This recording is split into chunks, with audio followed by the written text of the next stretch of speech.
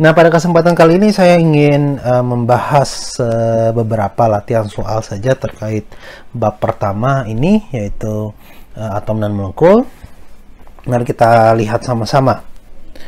Tulis simbol lengkap untuk masing-masing isotop berikut. Di situ ada karbon 13 ya, ada natrium 23, ada fosfor 31, ada boron 10 ya.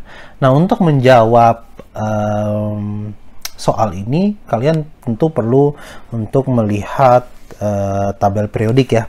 Karena yang angka 13, 23, 31, 10 di sini menyatakan nomor massa ya. Tentu kalian perlu info nomor atom. Nah, untuk itu, untuk mengetahui nomor atom tersebut, kalian harus melihat tabel periodik ya. Sebagai contoh, misalkan untuk karbon 13 ya, berarti kan 13C. 13C ini kita perlu tahu nomor atomnya. Kita lihat di tabel periodik, oh nomor atomnya 6. Ya sudah, langsung 13C6. Bagaimana dengan natrium 23? 23Na, natrium kita lihat, oh ternyata nomor atomnya adalah 11, menjadi seperti ini. Fosfor 31 ya, fosfor 31 nomor atomnya oh 15. Kita lihat di tabel periodik. Begitu pula untuk boron 10 ya. 10 itu adalah nomor masanya, nomor atomnya kita lihat di tabel periodik oh 5. Seperti ini terjawab ya. Ingat, simbol atom lengkap itu dilambangkan seperti ini ya. Kemudian soal selanjutnya, berapa banyak proton, elektron, proton, dan neutron yang ada di masing-masing atom berikut? Wah, gampang saja ini ya. Misalkan 24 Mg. Lihat nomor atomnya di mana? Tabel periodik 12. Seperti ini kan? Maka jumlah protonnya berapa? 12 ya, sama dengan nomor atomnya. Bagaimana dengan jumlah neutronnya? Nomor massa kurang nomor atom, 24 kurang 12. Ingat, nomor massa menyatakan jumlah proton plus jumlah neutron. Nomor atom menyatakan jumlah proton. Sehingga kalau kita mau mencari jumlah neutron, ya nomor massa kurang nomor atom, sama dengan 12. Jumlah elektron, ingat bahwa atom itu selalu bermuatan netral ya, kecuali dia membentuk ion ya. Tapi dalam keadaan dasarnya ya, atom itu memiliki muatan netral, sehingga jumlah elektron yang bermuatan negatif itu harus sama dengan jumlah proton yang bermuatan positif, sehingga jumlah elektronnya menjadi 12 ya. Terjawab sudah. Nah, dengan cara yang sama kalian bisa juga mencari jumlah elektron, proton, dan neutron untuk thorium, tembaga, cuprum, timah, ya, stannum, karbon, dan bismut. Seperti itu. Oke, selanjutnya ini kita bahas rumus molekul, rumus empiris, dan juga kelimpahan ya, kelimpahan isotop. Perhatikan rumus molekul untuk monomer etilena adalah C2H4. Oke, apakah rumus empirisnya? Ingat, rumus molekul adalah rumus yang menggambarkan perbandingan aktual atom-atom dalam suatu molekul, sedangkan rumus empiris adalah rumus yang menggambarkan perbandingan paling sederhana dari atom-atom dalam suatu molekul. Jadi C2H4, perbandingan yang paling sederhana adalah tentu saja CH2 ya, sesederhana itu. Kemudian, unsur gallium yang digunakan untuk semikonduktor gallium arsenida memiliki berat atom 69,72 SMA ya, satuan massa atom. 69,72 ini tentu kita tahu ini adalah massa rata-rata ya, massa rata-rata. Massa rata-rata gabungan dari seluruh isotop yang ada. Ya, perhatikan hanya terdapat 2 isotop gallium, yaitu 69Ga perhatikan 69Ga yang memiliki massa 68,9257 SMA dan 71Ga dengan massa 70,9249 SMA. Pertanyaannya, berapa persentase kelimpahan masing-masing isotop gallium tersebut? Nah, kita tahu dari pembahasan kita sebelumnya bahwa massa rata-rata itu kan sebenarnya gabungan ya, gabungan massa dari seluruh kelimpahan isotop yang ada. Nah, sehingga karena cuma ada dua kemungkinan isotop ya, yang pertama adalah tentu saja 1 minus X dari 68,9257 ya. Ini mewakili bagian dari isotop 69Ga ditambah X ya dikali 70,9249 ya. Ini mewakili apa? Mewakili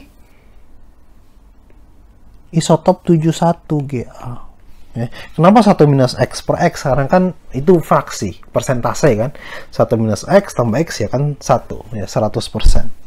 Sehingga kita akan dapatkan 69,72 sama dengan 1 minus X dikali 68,9257 ditambah 70,9249X. Seperti itu ya. Kita dapat lagi 69,72 sama dengan ya 68,9257 minus 68,9257X tambah 70,9249X. Oke, dari sini kita akan dapatkan ini sama dengan 68,9257 ya minus 68,9257 ditambah ya, ini kan lebih besar, ditambah 70,9249 dikurang 68,9257 1,992X.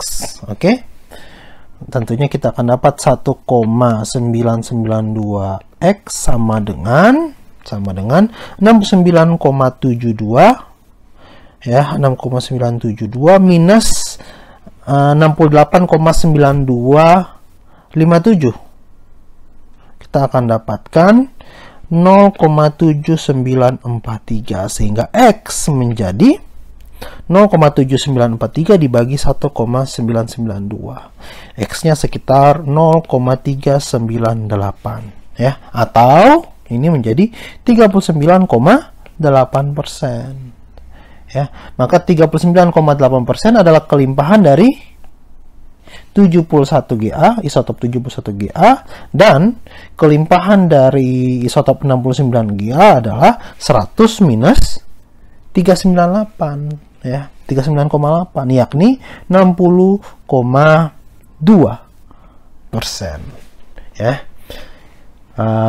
Kira-kira seperti itu cara untuk perhitungan yang berkaitan dengan kelimpahan isotop dan juga hubungannya dengan massa rata-rata sebuah atom. Nah, selanjutnya ini terkait dengan tata nama ya. Perhatikan, beri nama senyawa kovalen berikut. N2O5. Gampang saja, N2 berarti dinitrogen. Oke, dinitrogen. Nah, O5. 5 itu penta. O oksigen tambahkan airan ida menjadi oksida ya, sehingga harusnya kan menjadi pentaoksida, tapi umumnya disingkat menjadi pentoksida seperti ini ya, pentaoksida menjadi pentoksida ya. Begitu pula misalkan O4, ini kan harusnya tetraoksida ya, tapi disebut sebagai tetroksida ya, dan seterusnya. Seperti itu. Kemudian NBR3. NBR3 apa? Nitrogen tribromida ya. Nitrogen tribromida. ya, bukan mononitrogen tribromida. Ingat aturan yang sudah kita pelajari. Untuk atom yang pertama kali disebut, kalau hanya satu, kita tidak perlu menyebutkan awalan mono, jadi langsung namanya saja, ya.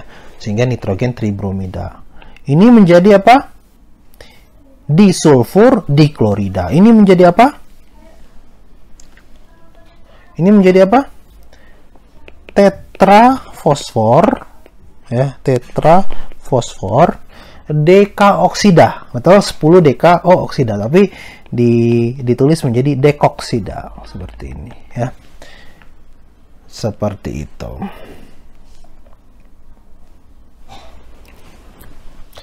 Kemudian tuliskan rumus kimia untuk masing-masing senyawa berikut. Belerang diklorida, tentu saja SCl2. Silikon tetraklorida, SiCl4. Dinitrogen pentaoksida. Nah, ini harusnya ya umumnya menjadi pentoksida, ya, seperti yang sudah kita bahas tadi. Ya, sama saja N2O5. Diboron trioksida, ya, B2O3, seperti itu. Oke. Kemudian berilah nama senyawa ionik berikut. COSO4. Nah, kobalt itu bagian dari golongan logam transisi, ya. Logam transisi itu umumnya memiliki muatan positif yang lebih dari satu kemungkinan. Kalau alkali metal, ya, golongan 1, golongan 2, kemudian golongan 13, ya, boron, aluminium kan hanya satu kemungkinan, plus 3, ya. Kemudian golongan 1 alkali, Na, H, Li, K, itu kan hanya satu kemungkinan, plus 1. Begitu pula dengan golongan 2, ya, alkali tanah, Mg, Ba, Ca, itu hanya satu kemungkinan, 2+.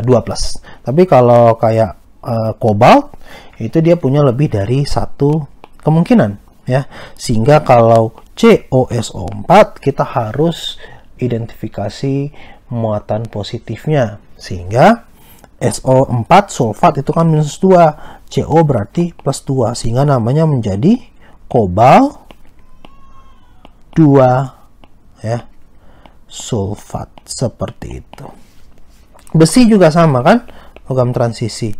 NO3 -1, nitrat -1, ada 2, berarti Fe harus +2. Ini menjadi besi 2 nitrat, ya. FeOH 3 kali. Bagaimana? Besi OH -1 kan? OH -1. Berarti ada 3, Fe-nya +3. Berarti besi 3 hidroksida, ya, kan OH-, ya. Ada O, ada H, ada hidrogen, ada oksigen. Anion akhirannya ida, menjadi hidroksida. Seperti itu. Bagaimana dengan ini?